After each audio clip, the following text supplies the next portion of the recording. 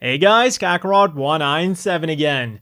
This time with an unboxing of the high-grade Iron-Blooded Orphans Gundam Gremory, provided to me by my favorite online hobby store, Hobbylink Japan. So links to buy this quite Halloween-themed Gundam down below.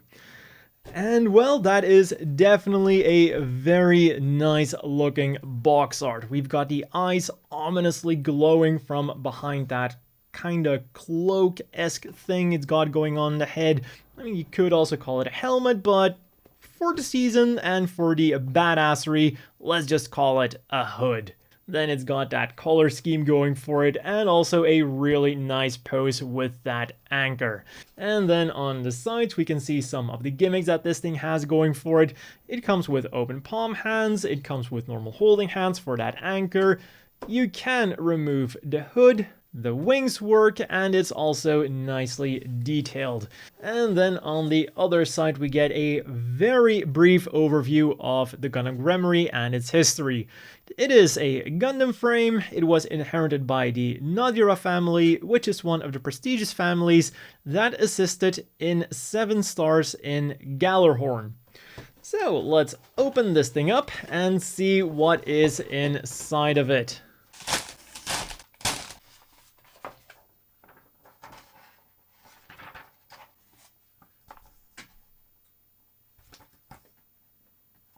And as always with the Iron-Blooded Orphans machines, we start off with the frame on the A-Runner, which in this case is the Gundam frame number 4.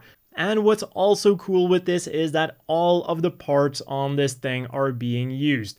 Now, although it is cool that there's no leftovers, one thing that I did notice that could have been done better is that because it uses the generic Gundam frame, these hands right here don't completely match up with how they're supposed to be.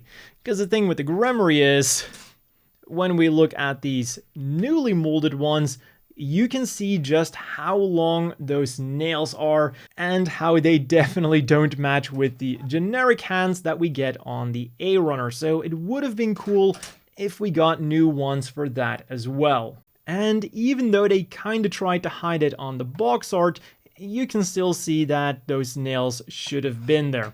But putting that aside, we move on to the rest of the B-Runner, which is all definitely looking really nice.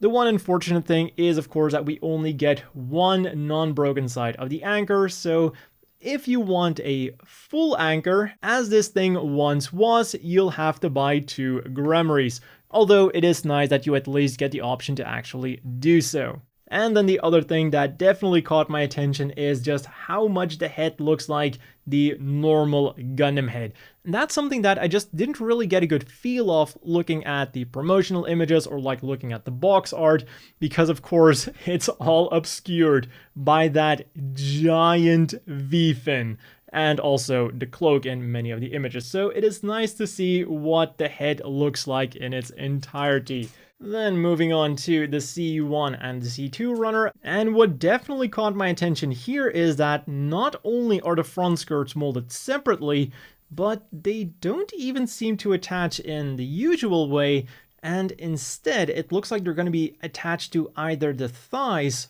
or to the side skirts. So that's definitely going to be interesting to see. And then the final normal runners are 2 D runners. And then the real final runner is, of course, a polycap runner.